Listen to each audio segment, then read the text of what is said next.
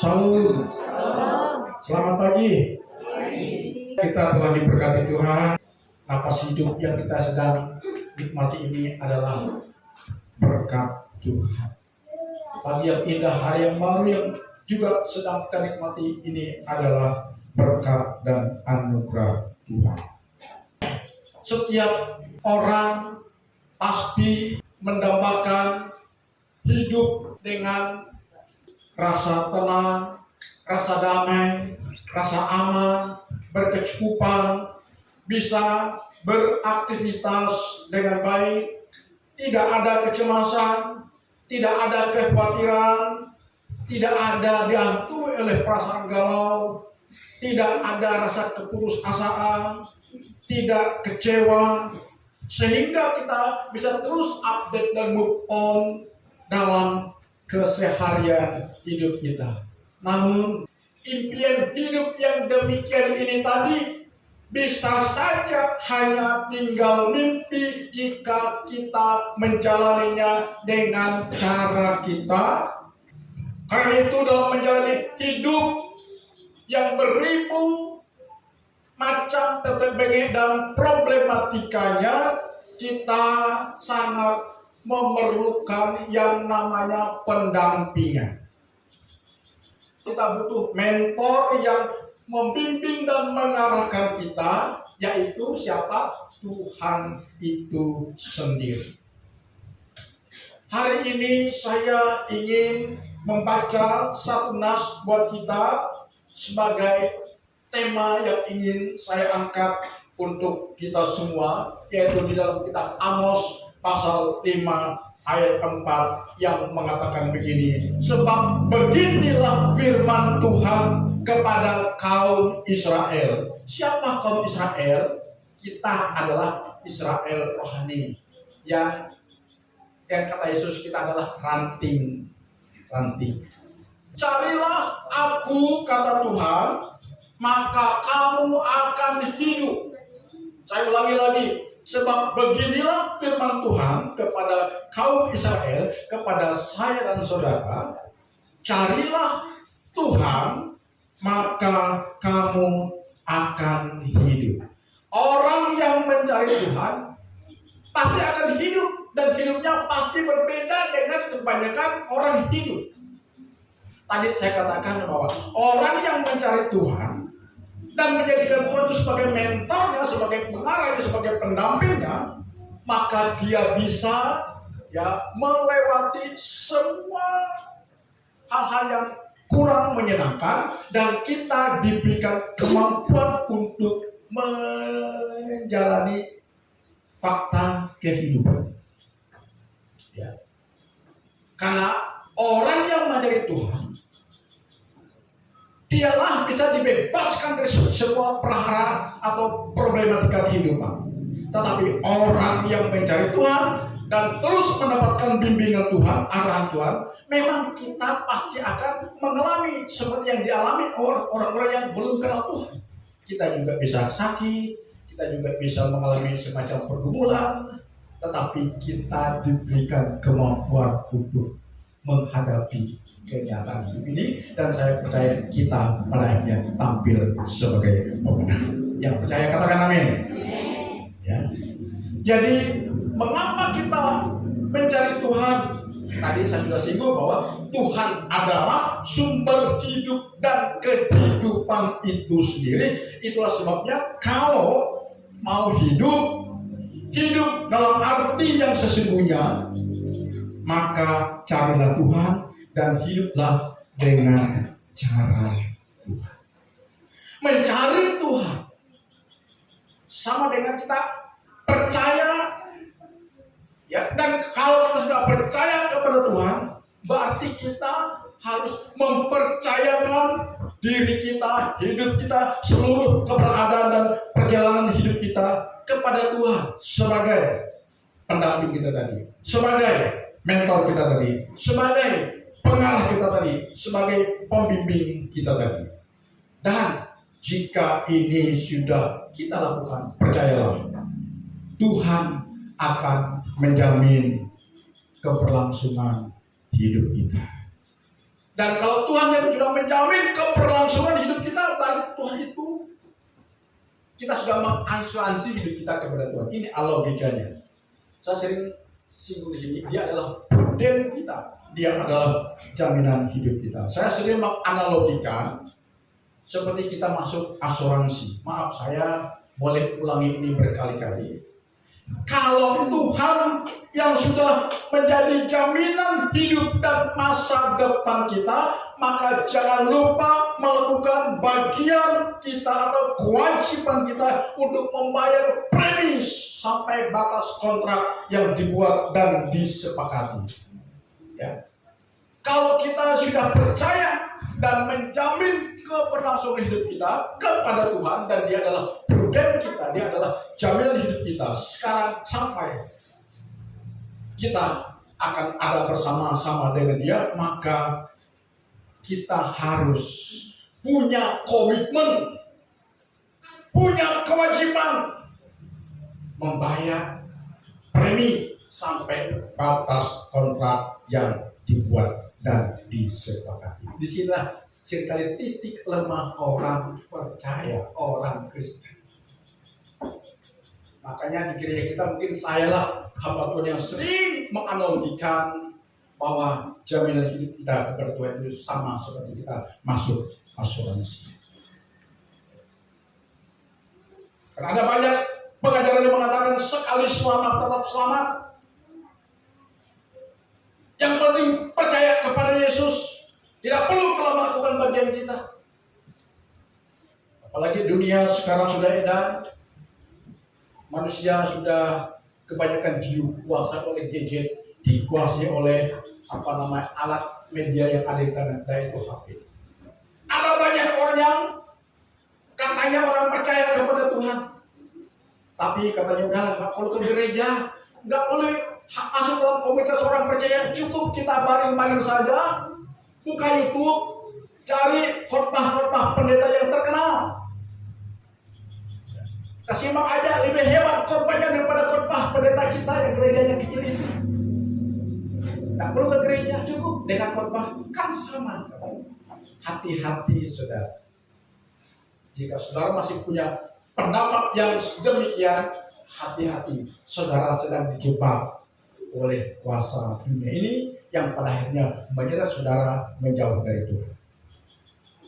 Karena apa? Tadi saya katakan kalau kita sudah mempercayakan Tuhan itu sebagai jaminan hidup kita, maka kita harus sadar dan menyadari ada kewajiban setiap kita, yaitu membayar premi sampai batas kontrak yang kita buat dan sepakati. Batas premi apa? Mengikut Yesus keputusanku, ku tak undur, ku tak undur. Apalagi setia sampai mati, amin. Melayani lebih sungguh. Tadi Ibu Emalia mengatakan, ayo mari kita mengisi waktu kita dalam kekristenan kita mengambil bagian melayani. Melayani tidak harus diberi pokok, tapi bisa juga beli singer, leader, penyambut kehadiran jemaat, susun-susun kursi, sapu-sapu gereja, itu sama dengan melayani. Dan kalau kita sudah terlibat dalam pelayanan sekecil apapun, berarti kita juga sudah sedang membayar premi kita. Katakan amin. Ya. Jadi ada dua premi yang harus kita wajib bayarkan kepada Tuhan, saudara. Kalau kita sudah mempercayakan bahwa jaminan hidup kita sudah ada di dalam tangan Tuhan. Yaitu pertama, premi yang pertama adalah ibadah kita kepada Tuhan. Ya, ibadah kita kepada Tuhan. Karena ibadah kita kepada Tuhan adalah wujud perbuatan bakti kita kepada Tuhan. Itulah sebabnya dalam istilah persembahyaan orang Kristen selalu disebut dengan kebaktian. Ada kebaktian 1, kebaktian 2, kebaktian 3, kebaktian 4. Kalau di gereja kita istilahnya IR, ibadah raya. Kalau ada juga gereja yang mengatakan kebaktian umum, atau ibadah raya umum, tapi kebanyakan gereja ya menyebut jam-jam persembahyangan orang Kristen itu dengan kebaktian. Jadi dengan kita melakukan ibadah, kita sedang menunjukkan wujud dari sikap bakti kita kepada Tuhan. Makanya kata kebaktian diambil dari akar kata bakti, melakukan sesuatu yang nyata, yang real untuk Tuhan. Untuk kita menyenangkan Tuhan dalam ibadah kita, untuk kita dididik, diproses, ditegur, dinasihati, diajar oleh Tuhan. Itu perbuatan bakti kita dengan ibadah yang kita kunjungi, yang kita hadirkan, saudara. Karena itu jangan pernah kita mengabaikan dan melalaikan ibadah. Karena ibadah adalah sikap bakti kita kepada Tuhan. Nah, orang yang sudah mengatakan dirinya percaya kepada Tuhan, kalau dia mengabaikan ibadahnya kepada Tuhan, berarti sinonim sama dengan dia tidak percaya kepada Tuhan. Sebab mana mungkin orang itu mau berbakti kepada Tuhan kalau dia tidak mempercayai Tuhan? Itu logikanya, saudara. Jadi hari ini saya percaya semua kita yang hadir dalam ibadah ini adalah orang-orang yang sudah percaya kepada Tuhan, yang sudah membaktikan hidupnya kepada Tuhan sebagai wujud sikap hormatnya kepada Tuhan dengan kebersediaan kita untuk dididik, diarahkan, diproses oleh Tuhan. Karena dalam setiap ibadah selalu firman disampaikan, firman diajarkan kepada kita. Karena itu manakala ada firman yang kami sampaikan kepada saudara dan saudara terlukai, tergores, tersinggung, tidak nyaman, itu baik buat saudara. Katakan amin. Tapi coba kalau ketika firman Tuhan disampaikan, saudara tergores, terluka, tidak nyaman, lalu saudara tinggalkan gereja, saudara tidak mau hadir di gereja, berarti saudara sedang mengalami penyakit yang bisa membawa saudara kepada penolakan akan Tuhan, dan itu adalah sangat berbahaya. Jadi firman Tuhan yang kami sampaikan, jika menegur saudara, jika menempat saudara, itu Tuhan baik buat saudara. Amin. Bahwa ketika Tuhan menegur kita dan menempat kita memang sakit, tapi itu obat buat kita. Amin. Haleluya. Coba kalau saudara, seperti yang Pak Udi saksikan tadi, seorang bapak yang ketabrak mobil di daerah Cembuat, dibawa ke rumah sakit, ya pasti sampai di rumah sakit dia dijahit, lukanya dijahit, enak nggak dijahit? Enggak enak, dikasih betadin aja luka kita bisa berteriak-teriak, sakit kan? Tapi sakit itu tadi untuk mengobati, untuk menyembuhkan kita. Jadi hari ini melalui kebaktian yang sedang kita hadiri saat ini di GBI Horsoso ini, jika firman yang saya sampaikan menyakiti hati saudara, menyinggung dosa saudara, berarti Tuhan baik buat saudara, karena itu demi kebaikan kita. Katakan amin. Haleluya. Adakah di antara kita hari-hari yang mungkin sering abaikan ibadah? Saya berharap mulai minggu ke depan, ayo sebagai orang percaya yang terus menyatakan wujud sikap percayanya kepada Tuhan, pasti kita akan mempersiapkan hati kita manakala jam-jam ibadah sudah mendekat. Haleluya, haleluya. Jadi premi yang pertama yang harus kita bayar adalah ibadah kita kepada Tuhan.